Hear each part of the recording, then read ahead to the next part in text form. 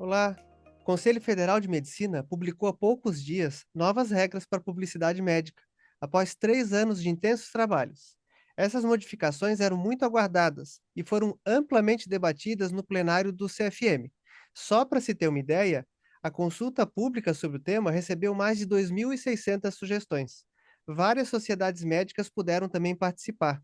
Uma catarinense participou ativamente desse trabalho todo, a doutora Graziela Bonin, cirurgia plástica, conselheira conosco no CRM de Santa Catarina e nossa representante conselheira no Conselho Federal de Medicina. Muito ativa lá, com certeza. Com experiência de ter trabalhado na comissão nossa aqui de divulgação de assuntos médicos do CRM, é a nossa convidada de hoje do podcast Sua Saúde. Doutora Graziela, prazer enorme te receber. Prazer enorme estar aqui, doutor Eduardo. Obrigada. Bom, Grazi, vamos começar. Eu quero te fazer a pergunta: por que que teve a necessidade de rever essas regras aplicadas à publicidade médica? Em que aspectos ela estava defasada? Veja bem, a resolução que estava vigente, a resolução 1974, ela é de 2011. Ela foca principalmente na comunicação do médico, falando de assuntos de saúde, na mídia mais formal, na mídia mais tradicional, como jornais, televisões, publicação em revista. Ela não abordava muito, embora citava, né, embora cite, a, as redes sociais e a comunicação direta que existe hoje entre o médico e seu público-alvo, né, os potenciais pacientes, através da rede social. Então, havia necessidade de atualizar essa forma de comunicação, principalmente porque a forma das pessoas se comunicarem mudou. O CFM edita resoluções de publicidade desde 1970, e elas têm que ser atualizadas periodicamente para se atualizar a forma como as pessoas se comunicam nesse momento. E nesse momento é bastante focado em redes sociais. Então, a nova resolução, ela veio trazer a normatização, principalmente para redes sociais, além de, claro, atualizar as demais formas de comunicação e permitir que o médico seja essa autoridade em saúde que ele deve ser nas redes sociais também. Bom, 2010 foi criado o Instagram, né? Então, é, eu acho que nenhum médico tinha Instagram naquela época, eu estava começando. Então, realmente, hoje mudou completamente a publicidade médica. É, quais as mudanças mais importantes? Quais as que tu chamarias a atenção para as mais relevantes para o médico? As mais relevantes, em princípio, questões relacionadas ao uso de imagem do paciente, porque na resolução 1974, na resolução vigente, não se podia usar a imagem do paciente sob nenhuma hipótese, para nenhuma finalidade. Ou seja, um médico não podia mostrar uma lesão de pele nas costas do paciente e dizer, olha, essa lesão de pele aqui, ela pode ser um indício de um câncer de pele, por causa dessa característica, procure um médico. Então, mostrar uma cicatriz, dizer que aquela cicatriz é hipertrófica, ou é um queloide, ou é uma cicatriz normal. Então, existia uma grande limitação, mesmo em situações onde o paciente não era identificável, existia essa proibição, além, é claro, da proibição relacionada à demonstração de resultados. Então, foi construído um texto que permita ao médico usar imagens com caráter educativo. Então, quando a gente falar que foi liberado antes e depois, existe muita conversa a esse respeito, foi liberada a demonstração de resultados num padrão antes e depois, digamos assim, com finalidade educativa, então com a finalidade de educar a população sobre possíveis resultados para procedimentos. Nesse caso, vai ser com conjunto de imagens, com obrigação de demonstrar as complicações, por exemplo. Além disso, houve um avanço em relação ao médico como empresário, porque sempre foi tido que o médico não poderia ser sócio de empresas relacionadas de áreas correlatas à medicina, como ser sócio de uma empresa de órtese e prótese, ser sócio de uma farmácia de manipulação ou ser sócio de uma ótica. A nova resolução traz no seu texto a permissão para que o médico tenha esse tipo de negócio, desde que ele não cria uma relação entre a sua atuação como médico e a sua atuação como empresário. Então, eu posso ser empresária, por exemplo, ajudar a desenvolver uma prótese de silicone, mas eu não posso fazer propaganda dessa prótese de silicone no meu consultório, na minha prática médica. Eu não posso direcionar os meus pacientes. Então, se conseguiu criar uma diferenciação para que o médico possa ganhar espaço como desenvolvedor de materiais e medicamentos para a área da saúde. Além disso, questões relacionadas à divulgação da qualificação acadêmica dos cursos que o médico fez. Existia uma proibição para que médicos que não são especialistas divulgassem qualquer capacitação, qualquer curso de formação que eles fizessem. Na verdade, as pós-graduações, elas são diferentes, né, em sua carga horária, do que é o tempo de formação de um especialista. Então, o texto da resolução veio explicar que o médico pode falar da sua pós-graduação a partir de agora, desde que ele esclareça a população que isso não o torna um especialista. Então, eu posso colocar pós-graduada em psiquiatria, não especialista, que é o meu caso. Posso, né, fazer uma pós-graduação, mas para eu me tornar especialista seria um outro caminho. Essas são as principais alterações que não são pequenas, né? E na tua impressão, quais os pontos principais que os médicos têm que estar atentos em relação para cuidar para não fazer?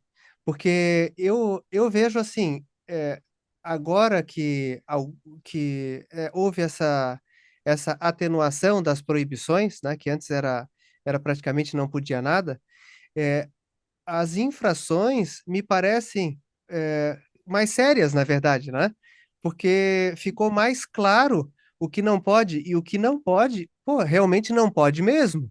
Né? Ficou me parecendo mais grave a pessoa cometer essas infrações. Quais que tu acha que ainda o médico pode ser que escorregue um pouquinho e que vai ter que tomar cuidado para que não faça?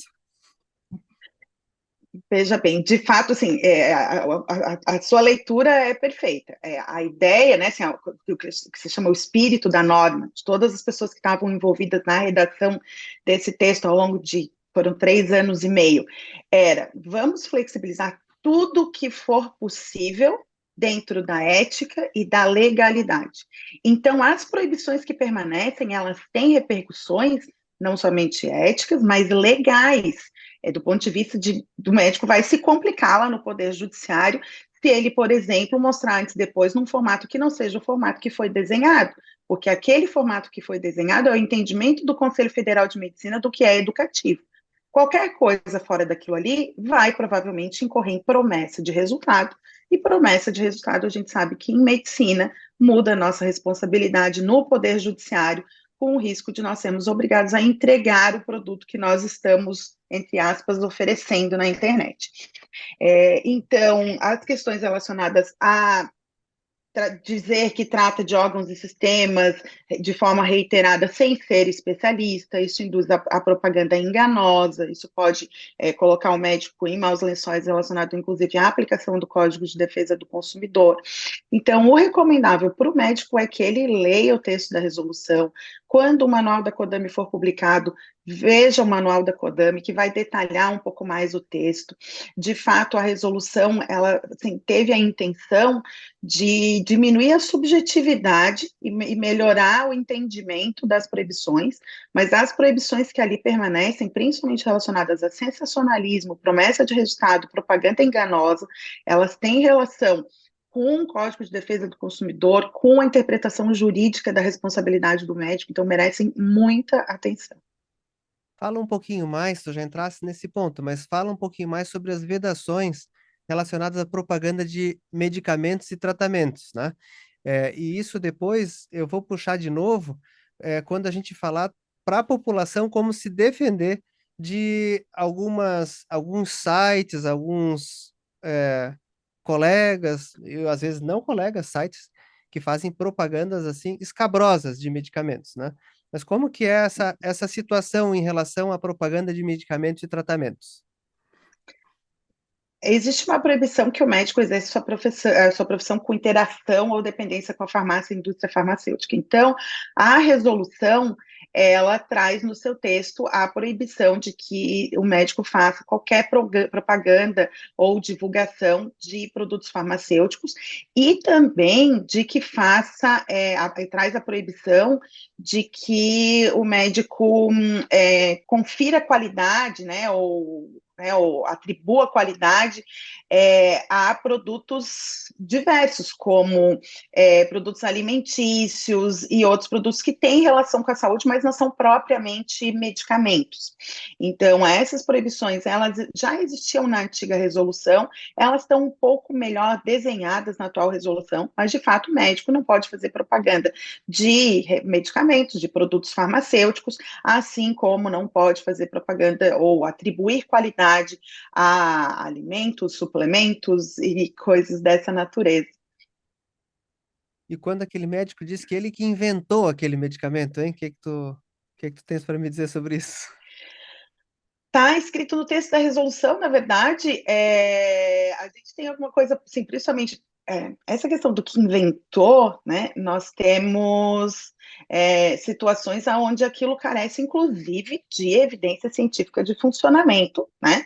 E algumas situações onde o acesso a essa informação maravilhosa ou esse medicamento maravilhoso, ele é condicionado à abertura de abas sucessivas, onde a pessoa tem que fornecer as suas informações. Então, existe um apelo para a pessoa ou conceder informações pessoais, ou inclusive mediante pagamento para ter acesso àquela informação exclusiva ou milagrosa. Isso tudo está muito bem vedado na resolução, né? Assim, é proibido que se faça divulgação de produtos que carecem, sejam eles farmacêuticos ou né, assim, medicamento, insumo médico, equipamento, alimento, todas essas coisas que careçam de comprovação científica ou que não sejam reconhecidos pelo Conselho Federal de Medicina como tratamentos aprovados para determinadas doenças, essas vedações todas estão na resolução, continua proibida. Grazi, a nossa luta diuturna no Conselho, né, cuidar para que a população tenha acesso à medicina da melhor qualidade possível. Na tua visão, como essas mudanças da resolução e como o jeito novo de fazer publicidade ética contribui para essa finalidade?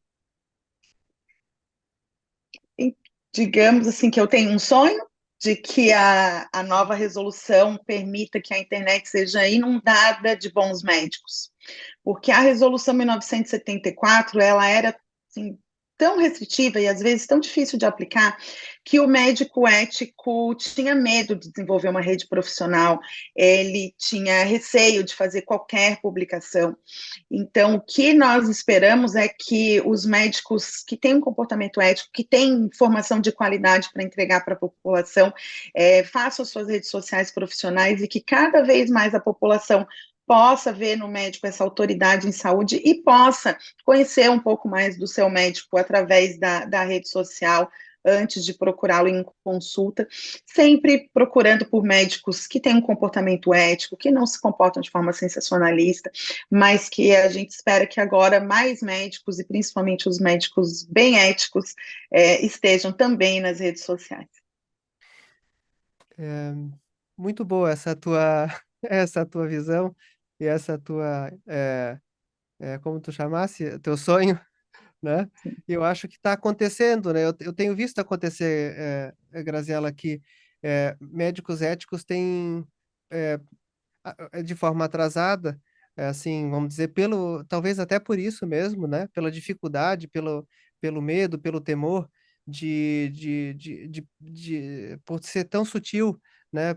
E na minha visão está tão anacrônica a resolução anterior e eles sendo tão sérios, não querendo fazer nada de equivocado, se atrasaram um pouco para entrar, mas a gente tem visto, tá? A minha visão é que isso está exponencial agora e eu acredito sim que vai haver uma inundação de médicos éticos fazendo publicidade boa, ética, com, informações de qualidade, e o viés da reprodução, né, tem aquele viés de que a pessoa escuta tanto aquela mensagem que começa a virar verdade. Então, se começa a gente a escutar muito as mensagens boas, as mensagens éticas, a gente vai divulgar para a nossa população, né, assuntos com melhor embasamento, né? Então, eu compartilho do teu sonho. Eu estou aqui fazendo esse comentário para dizer isso para ti. O que que tu aconselha para os médicos que estão nessa transição? Tu tens alguma dica para eles, como eles cuidam, fora ler bem com atenção a resolução, iniciar um processo de publicidade de serviço médico? Eu entendo que nós temos que nos apresentar na rede social como o que nós somos no nosso consultório. Então, todo o conhecimento que eu tenho, a forma como eu sou, e o que eu tenho a oferecer, né, para que o paciente, ao chegar no meu consultório, não se depare com uma pessoa diferente daquela que ele viu na rede social. Então, vai ter pacientes que preferem um médico mais descontraído, vai ter pessoas que preferem um médico mais formal, vai ter pacientes que, assim, a gente tem que ser um pouco da gente, né? E vai atrair pacientes que procuram médicos como nós somos. E os cuidados com a resolução e, na verdade, assim, vale a pena ser ético, né, doutor Eduardo? Vale a pena ser ético. Assim, às vezes a gente tem a impressão, vendo algumas coisas que prosperam, né, que estão muito em desacordo, que aquelas pessoas parecem estar extremamente bem-sucedidas e parecem ter muitos e muitos seguidores, e a gente vê que aquilo é um comportamento muito fora da ética. Às vezes, né, no conselho a gente vê, inclusive relacionados a exercício ilegal da medicina, pessoas que estão assim, executando procedimentos que são médicos sem selo, e a gente se pergunta, nossa, mas tem tantos seguidores e parece estar ganhando tanto dinheiro, parece estar indo tão bem, e aí dá 6 meses, às vezes um pouquinho mais, às vezes um pouquinho menos, está preso, a clínica está fechada, a vigilância sanitária fez uma operação, a Polícia Federal fez uma operação. Então a gente constrói uma carreira como médico que ela é a longo prazo e vale a pena fazer da maneira correta, porque o retorno vem. E cada vez mais os pacientes estão dando aquela espiadinha na rede social do médico antes de decidir procurá-los. Tem tido cada vez mais importância na escolha, na minha opinião. Justamente para saber antes, né, isso que tu dissesse, né? Como é que é esse médico, tal? A pessoa já vê se cria aquela empatia, né? Então acho que vai ser uma rotina dos pacientes fazer isso, né? Quais os cuidados que uma pessoa, agora falando aqui para o nosso público, você que faz isso, você que dá aquela olhadinha na rede social para escolher o médico, como é que dá uma dica para ele para escolher um médico ético? Como é que ele vai escolher um médico usando às vezes? Quais as dicas para fugir de uns aí? Me conta para nós. Primeiro de tudo, conferir se o especialista é de fato especialista. A formação de um médico especialista ela é longa. Se nós considerarmos as residências médicas, né, tu fizesse urologia ou cirurgia plástica, no meu caso são 5 anos de residência médica, com uma carga horária anual de 2.880 horas. É muito diferente de fazer um curso de pós-graduação que no total tem 360. 5 vezes 2.880, façam suas contas. Então, primeiro de tudo, eu preciso descobrir se o médico que está se dizendo especialista é de fato especialista. Quem é especialista tem registro de qualificação de especialista, o famoso RQE. Que o médico deve colocar na sua rede social. Então, né, se entrar lá na minha, está lá o meu RQE em cirurgia plástica. Mas, se por acaso não estiver, vale a pena conferir o site do Conselho de Medicina, onde todo médico que é de fato especialista tem a sua especialidade lá registrada. Então, eu vou lá em busca médico e coloco ou o nome do médico, ou a especialidade que eu estou procurando, e eu vou saber se aquela pessoa é de fato especialista. Esse é o primeiro cuidado que a gente tem que ter. Segundo cuidado, se um médico está expondo um monte de imagem de paciente, a gente vê bastante, assim, em cirurgia plástica, de fato, foto de paciente anestesiada no centro cirúrgico, recém-operada, sendo exposta, seja em stories, seja na minha timeline. Será que eu quero me colocar nessa situação? Se esse médico está fazendo isso para o seu ganho pessoal, de atrair clientela, será que ele tem cuidados com a minha segurança e com a minha saúde quando eu estou sedada, quando eu estou no centro cirúrgico? Que outras coisas que não são tão éticas ele pode estar fazendo quando eu não estou acordada? Então, comportamento ético na rede social traduz um comportamento ético na prática médica. Então, vamos nos informar sobre o que é que o médico pode ou não fazer na rede social e procurar os médicos que estão respeitando essas regras, embora às vezes a comunicação dele não seja tão atrativa ou apelativa, como quiser chamar, mas talvez seja porque ele se preocupa com você e com a sua segurança e com os preceitos éticos que estão envolvidos. E, além disso, procure, assim, principalmente em caso de intervenções cirúrgicas, ter alguma outra referência que não somente a rede social. Eu conheço alguém que operou com aquele médico, eu consigo verificar um pouco sobre a prática de fato, porque a rede social, ela é a nossa vitrine, ela é onde a gente pode mostrar, né, um pouco do que a gente faz, do nosso trabalho, mas assim como na nossa vida pessoal, a gente vai mostrar o que a gente quer ali. Então, talvez alguma referência além da rede social, número de seguidores. Infelizmente, não é um parâmetro que pode ser utilizado. É claro que existem médicos que produzem muita informação de qualidade e têm, sim, muitos seguidores, mas existe também, e nós já vimos isso no conselho, médicos que compram seguidores. Então, na época que eu estava, né, à frente da Codami, de pegar nitidamente assim, o uso de robôs, uso, sim, compra de seguidores. Então, somente o número de seguidores ou o comportamento no médico na rede social não deva ser o único parâmetro que eu levo em consideração. Embora, como o doutor Eduardo falou, eu tenho que entrar lá e dar uma espiadinha e ver se dá match, ver se eu gosto do doutor Eduardo, ver se eu gosto da doutora Graziella, mas levar mais algumas coisas em consideração nessa escolha.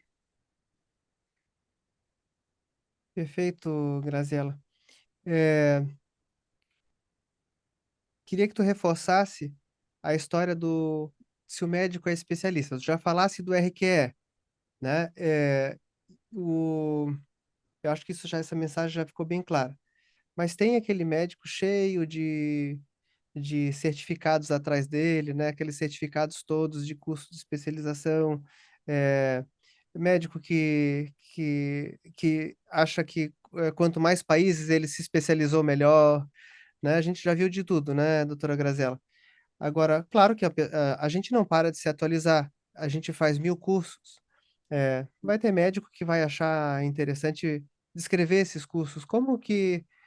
Mas essa publicidade, ela às vezes ela é apelativa. Como que tu podes dar dica para nós aí também de fazer essa distinção? De fato, e novamente, não custa repetir, conferir se é de fato especialista. A formação do especialista, ela é ou através de residência médica ou através da obtenção de prova de título de especialista.